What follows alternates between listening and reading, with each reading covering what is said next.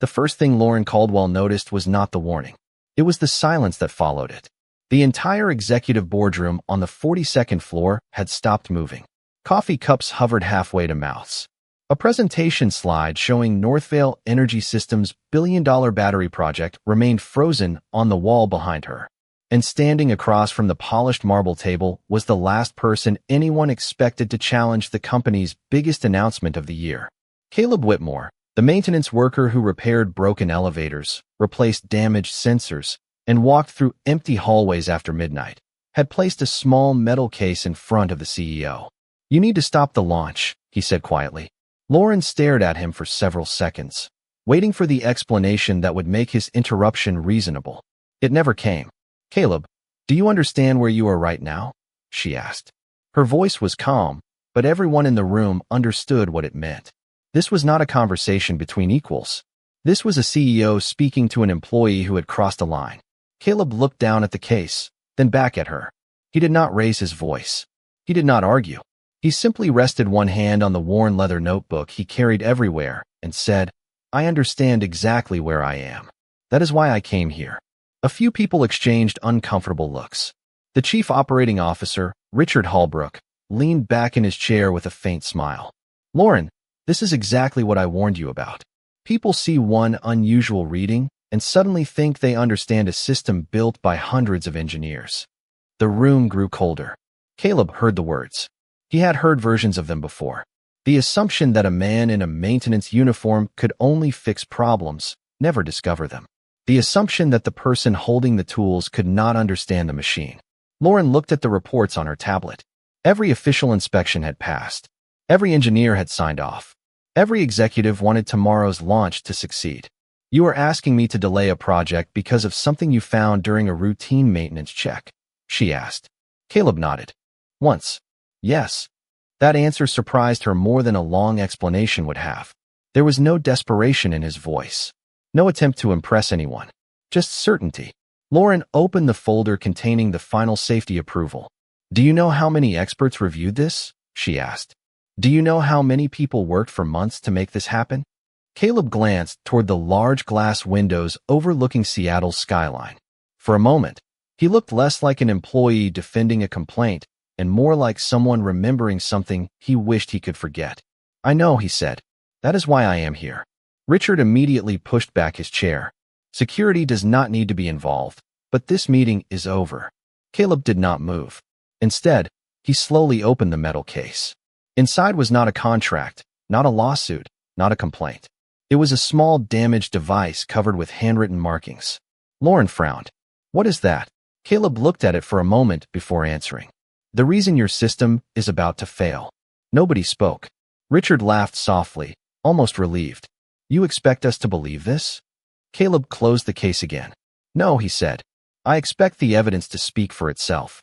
Then he turned toward the door, and before anyone could stop him, the lights above the conference table flickered once. Every executive looked up. Caleb did not. He was already watching the emergency display on the wall because he recognized the pattern before anyone else did. And the one person in the room who finally noticed his expression was the CEO, who had refused to believe him. Caleb Whitmore walked out of the executive floor carrying the same metal case he had carried into the room, but now it felt heavier in his hand. Not because of the device inside, but because he knew what would happen next. People would not ask why he was right. They would ask why someone like him thought he had the right to speak. He had learned that lesson long before he ever stepped inside Northvale Energy Systems. At 5:30 the next morning, Caleb was already in the maintenance room beneath the building, replacing a worn valve on an old heating system while the rest of the company prepared for the biggest day in its history. The room smelled like metal, machine oil, and the coffee he had forgotten beside his toolbox. He checked the time on his phone and saw a message from his daughter, Nia. It was a picture of the science project they had worked on together the night before, a small model wind turbine made from recycled materials. Under the picture she had written, "Dad, I think I finally understand why you like fixing things." Caleb smiled, saved the message, and placed his phone carefully beside his tools. For a few minutes, he allowed himself to forget the meeting. Then the sound of a warning alarm from the lower equipment area brought him back. Caleb moved quickly, but not with panic. He had spent years learning that machines often revealed their problems quietly before they failed loudly. He opened the maintenance panel and studied the readings. The numbers looked normal at first, almost too normal. That was what bothered him. He reached into his locker and pulled out an old notebook with faded pages. Inside were sketches, measurements, and notes written in his own handwriting from years earlier. Why did a maintenance worker keep records like an engineer? Why did he notice patterns that trained specialists ignored? Caleb turned to a page marked with a small blue line. The same irregular sequence was there. Not identical, but close enough to make his hand stop. Years ago, he had seen a company ignore a similar warning because the official reports looked clean. The result had changed the way he viewed safety forever. But that was a story he rarely told anyone. Not his coworkers. Not his supervisors. Not even Lauren Caldwell. Upstairs, Lauren sat in her office reviewing the launch schedule again. The metal case from Caleb's warning sat on the corner of her desk. She had not thrown it away. She had not opened it either. That decision bothered her more than she wanted to admit. If Caleb was wrong, he was only a maintenance employee who misunderstood technical information. If he was right, then hundreds of people had approved something dangerous without noticing. Her assistant knocked and entered with another report. The final system check came back. "Clean," she said. Lauren nodded, but her eyes stayed on the case. "Who approved the last inspection?" she asked. The assistant hesitated for half a second. "Richard Holbrook's department." That tiny pause stayed with Lauren. Why had her assistant hesitated? What did she know that she was not saying?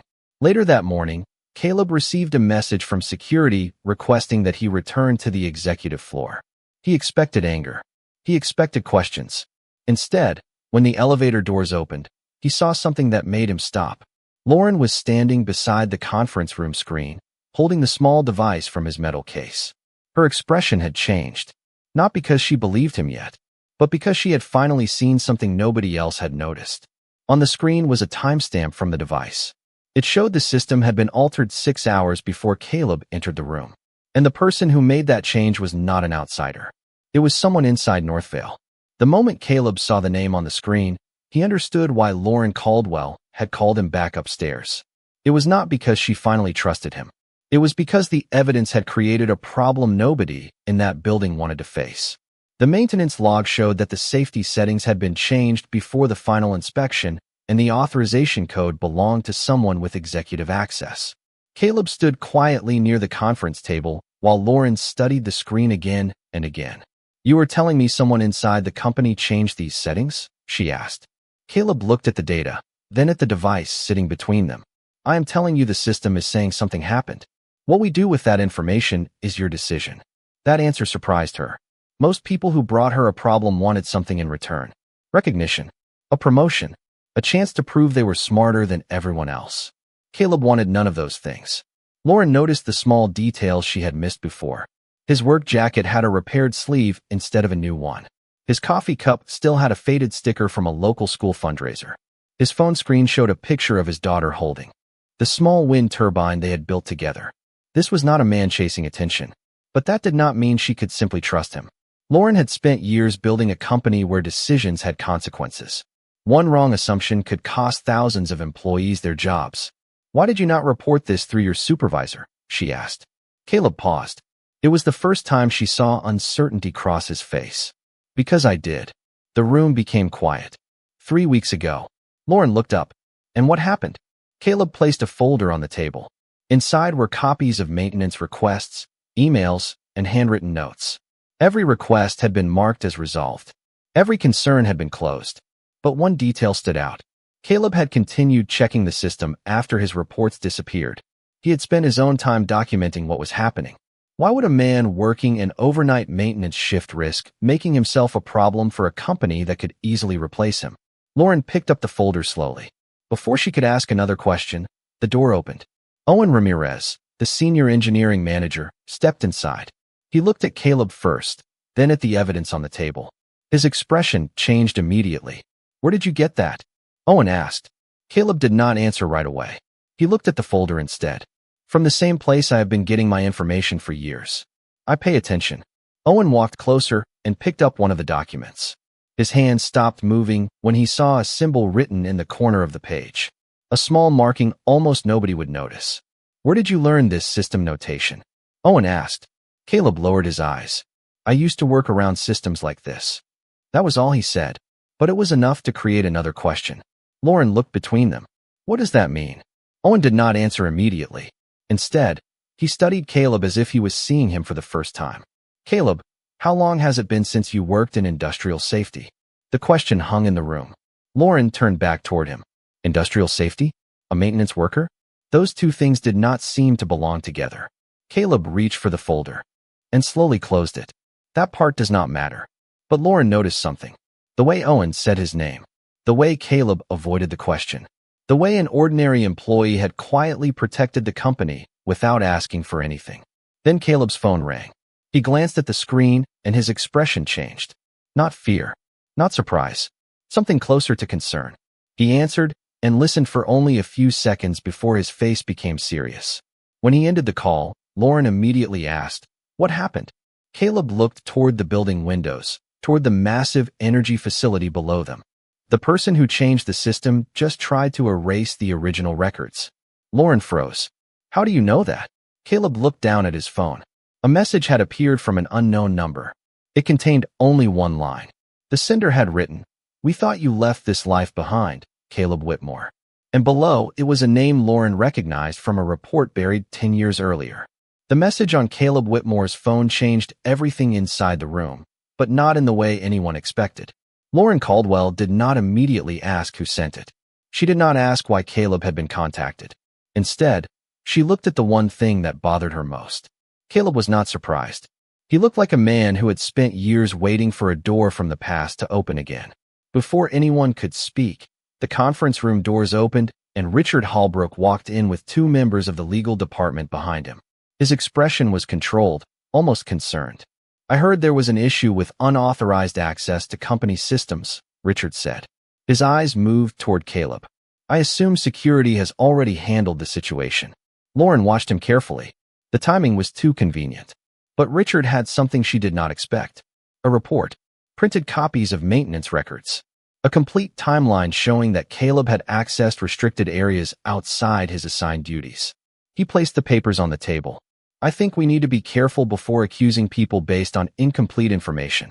The words sounded reasonable. That was what made them dangerous. Within minutes, the room shifted. Caleb, who had brought the warning, was suddenly the person being questioned. Lauren looked at the documents. The access records showed Caleb entering equipment rooms after hours. The notes showed he had collected information without authorization. To anyone looking quickly, it seemed obvious. Why did you not tell me you were gathering these records? Lauren asked. Caleb looked at the papers and then at her. Because every time I tried to explain, someone decided the problem was me instead of the system. The answer did not sound defensive. It sounded tired. But Lauren still had to make a decision. She could protect the company's reputation and remove an employee who appeared to have crossed boundaries. Or she could trust a man whose story had no official support. Richard stepped closer. Lauren, we cannot let emotions replace procedure. If every employee starts investigating company operations independently, we lose control. Caleb quietly picked up the metal case from the table. You are right. Everyone looked at him. That is why I was trying to stop this before it became bigger. He did not argue for his position. He did not demand an apology. Instead, he placed his employee badge on the table. If keeping my job requires pretending I did not see a problem, then I cannot do that. The room became silent. Lauren had expected anger. She had expected him to fight for himself. She did not expect him to walk away from the one thing most people in his position would protect. His paycheck, his stability, his daughter's security. For the first time, Lauren wondered what kind of person gave up something important just to remain honest. Then Owen Ramirez stepped forward. He had been quiet the entire time, but now his attention was fixed on Richard's report. Wait, Owen said. Everyone turned. He pointed to one line on the page. This timestamp is wrong. Richard's expression changed slightly. What do you mean? Owen looked at Caleb. You saw this too, didn't you? Caleb nodded slowly. Owen turned the document toward Lauren. The person who created this report copied the maintenance records from the current system, but the original system stores backup information differently. Lauren leaned closer. So what does that mean? Owen looked at the access records again. It means these records were not created to prove Caleb was wrong. He paused. They were created to make him look wrong. The room went quiet again. Richard immediately demanded the company stop making assumptions. But before anyone responded, Lauren's assistant rushed into the room holding a tablet. Her face had lost its confidence. "Miss Caldwell, we found something in the archived server." Lauren took the tablet. On the screen was an old employee file from 10 years earlier. She expected to see Caleb's maintenance history. Instead, she saw a different title beside his name. A title nobody in the room expected. And beneath it was a photograph of Caleb wearing a badge from a department that had been closed after a major investigation. The old employee file remained open on Lauren Caldwell's tablet, and for several seconds nobody in the room moved. The name at the top was familiar. The face in the photograph was familiar.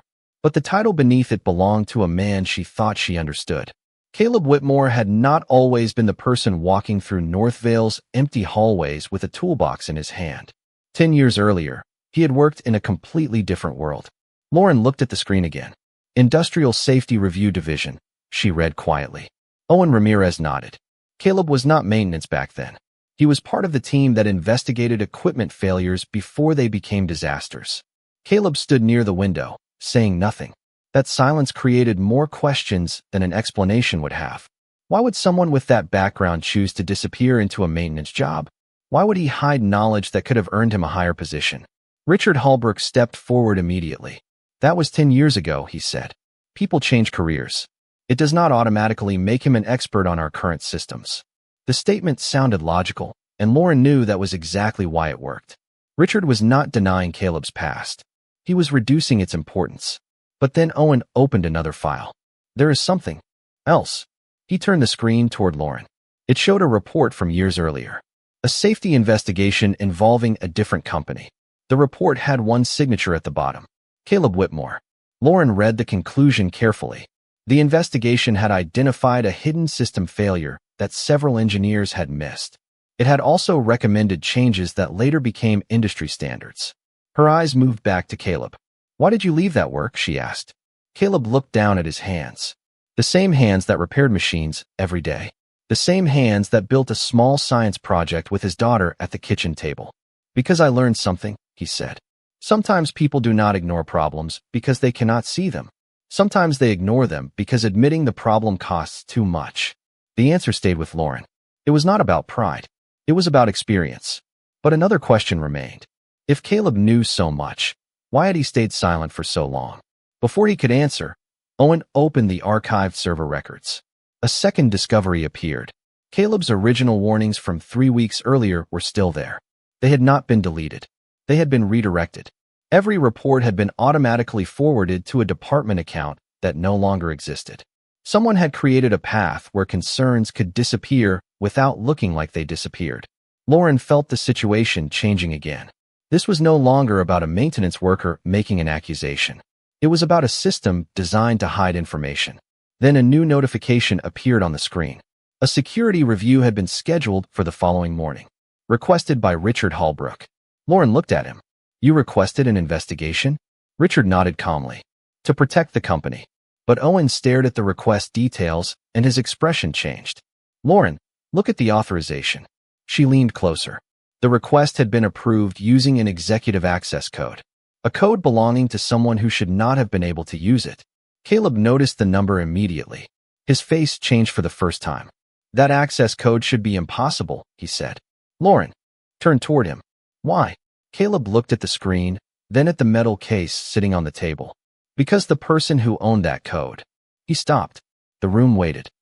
The person who owned that code died 10 years ago.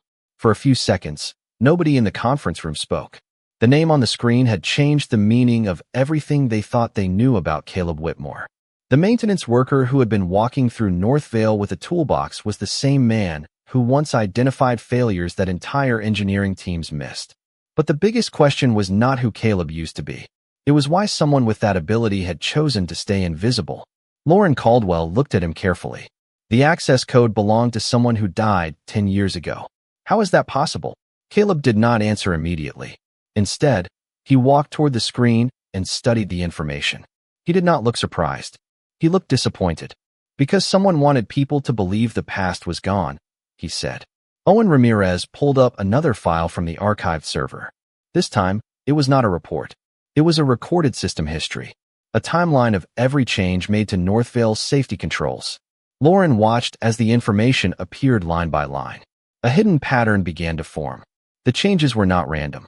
They followed the same method used in the investigation Caleb worked on years earlier. Small adjustments, quiet approvals.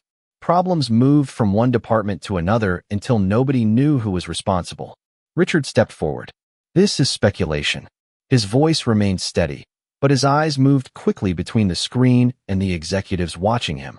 Lauren noticed that. She noticed everything now. Then explain it, she said. Richard looked at her. Explain what? Why someone used a retired access code. Explain why these records disappeared. Explain why Caleb's warnings were redirected. For the first time, Richard did not have an immediate answer. That silence was louder than any accusation. But Caleb did not celebrate. He simply watched the data. Lauren expected him to point at Richard and demand consequences. Instead, he reached for the keyboard and searched through the archived information himself. There is still something missing, he said. Everyone looked at him. What? Lauren asked. Caleb enlarged the timeline. Whoever changed these records wanted us to find this. Owen frowned. Why would someone leave evidence behind? Caleb shook his head. They did not leave evidence. They left a trail. The difference made the room feel colder. This was not just a mistake being uncovered. Someone had created a path that would lead attention in a specific direction. Lauren looked at Richard again. For the first time, she wondered if he was the person controlling the situation or just another piece inside it. Then Caleb opened one final archive folder. Inside was a scanned document from 10 years earlier. A resignation letter. His resignation letter. Lauren read the first lines and stopped. The reason Caleb left the safety division was not because of failure. It was because he reported a serious concern and nobody listened until it was too late. But there was something written at the bottom that caught her attention.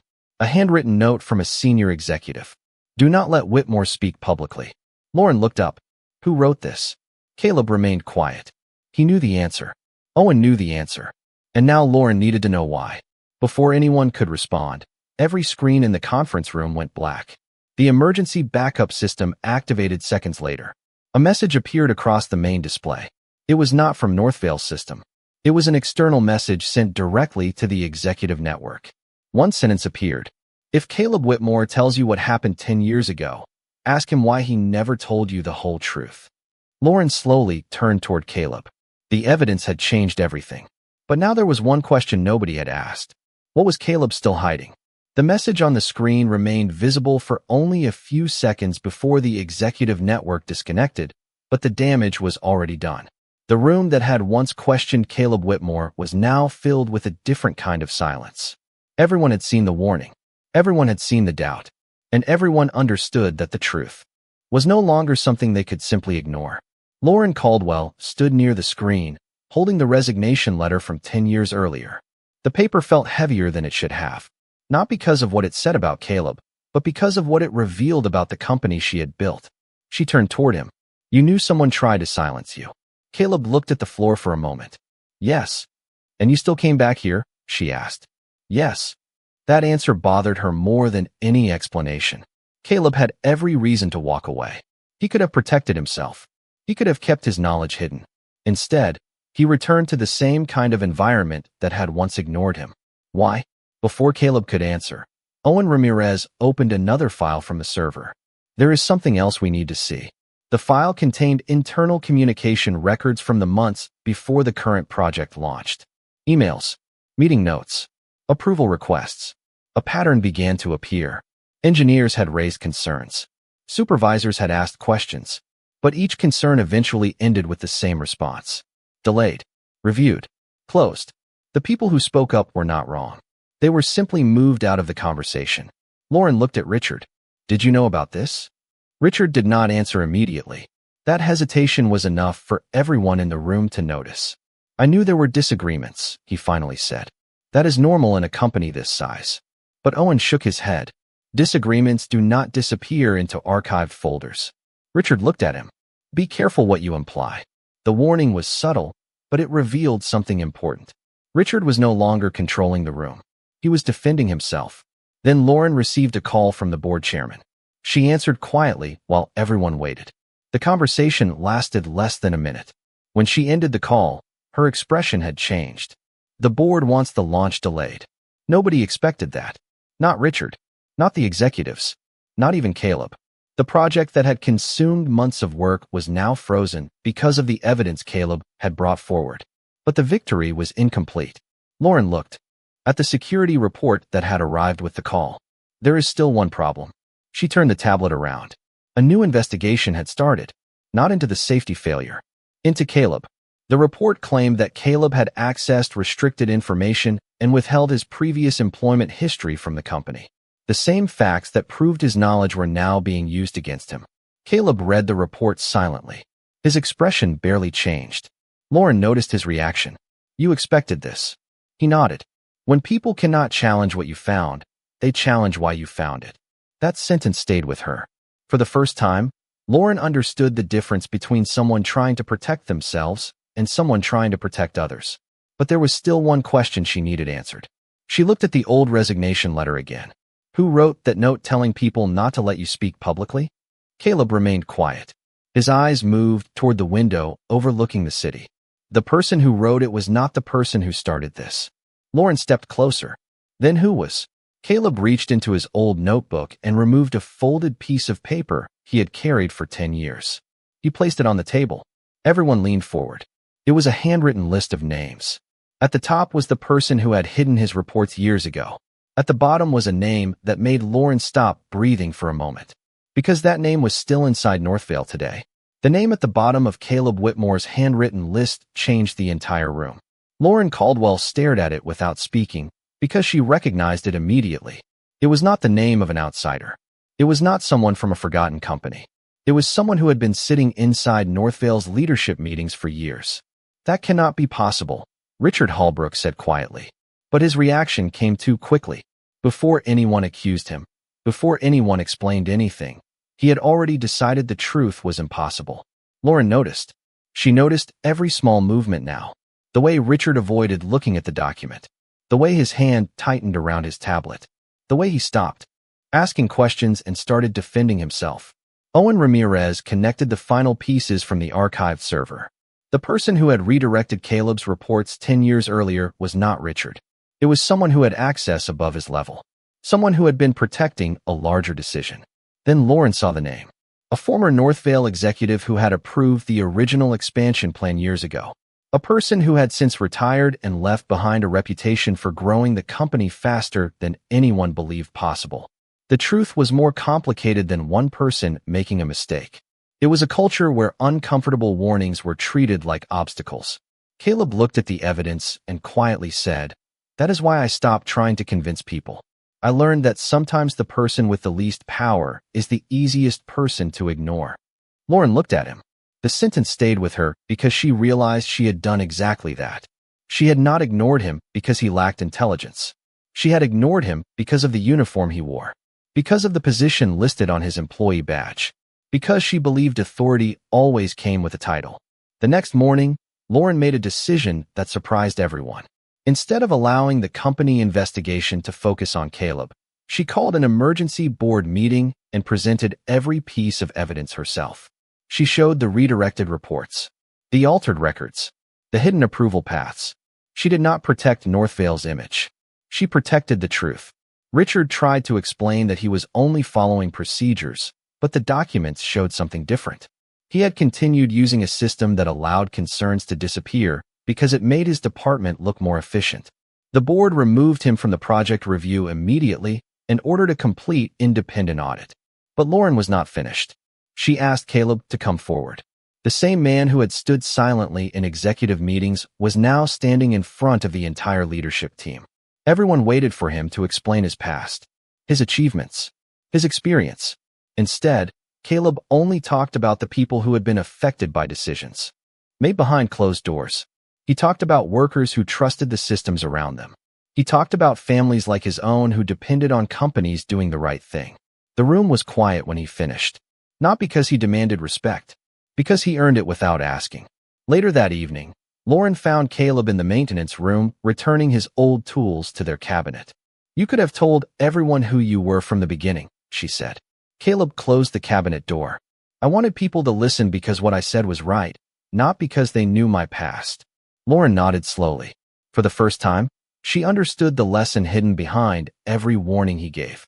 The most valuable voice in a company was not always the loudest one. Before Caleb left for the night, Lauren handed him a sealed envelope. "What is this?" he asked. She looked at him and smiled slightly. "Something you should have received a long time ago." Caleb opened the envelope and saw a document inside that made him stop. It was not a promotion. It was not a reward. It was something much more personal. A letter written 10 years earlier that had never reached him. 3 weeks after the board meeting, Caleb Whitmore stood in the same maintenance room where he had spent countless nights repairing machines while the rest of Northvale Energy Systems moved above him. The room had not changed much. The same tools hung on the same wall. The same small coffee stain remained on the corner of his old workbench. But one thing was different. People no longer walked past without noticing him. A young engineer stopped by that morning and asked Caleb for his opinion on a system issue. Not because he had a title. Not because someone told him to. Because they finally understood that experience could exist anywhere. Caleb looked at the equipment in front of him and smiled quietly. Months earlier, he had stood in a boardroom where people questioned whether he belonged. Now, the same company was creating a new safety program based on the concerns of every employee, from engineers to the people who kept the building running. But the biggest change did not happen inside the company. It happened at home. That evening, Caleb arrived at his apartment carrying a small envelope from Lauren Caldwell. Nia was sitting at the kitchen table with her science project, trying to repair the tiny wind turbine they had built together. She looked up and noticed the envelope in his hand.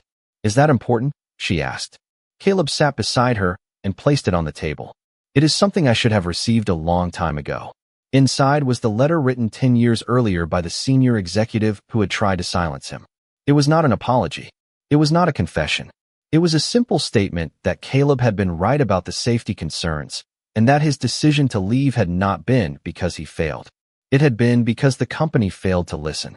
Nia read only a few lines before looking at her father. "Why did you keep helping them after they treated you that way?" Caleb looked at the small wind turbine between them. He adjusted one loose piece with his fingers, the same way he had fixed broken things his entire life. "Because people can make mistakes," he said. "But someone still has to care about what happens next." The following month, Lauren visited the maintenance department for the first time without a meeting scheduled on her calendar. She walked through the area where employees worked behind the scenes and stopped when she saw Caleb teaching a younger worker how to inspect equipment properly. She noticed something she had missed before. Caleb was not trying to prove he was smarter than everyone else. He was trying to make sure nobody else had to feel ignored the way he once did. Lauren handed him a new company badge. It no longer listed him only as a maintenance technician. It identified him as a safety advisor, a role created specifically because the company needed people who saw problems before they became disasters. Caleb looked at the badge and then back at Lauren. "You know this does not change who I am," he said. Lauren nodded. "That is exactly why it matters." Years later, when Nia entered college, she kept the old wind turbine on her desk. It reminded her of the nights her father came home tired, but still made time to build something with her. It reminded her that the man everyone overlooked had always been the person paying attention. And every time Caleb walked through Northvale's halls, he still carried the same notebook, the same worn tools, and the same quiet patience. The difference was that now people stopped and listened. Not because he finally became someone important, because they finally understood he always was. Thank you for watching until the end of the video.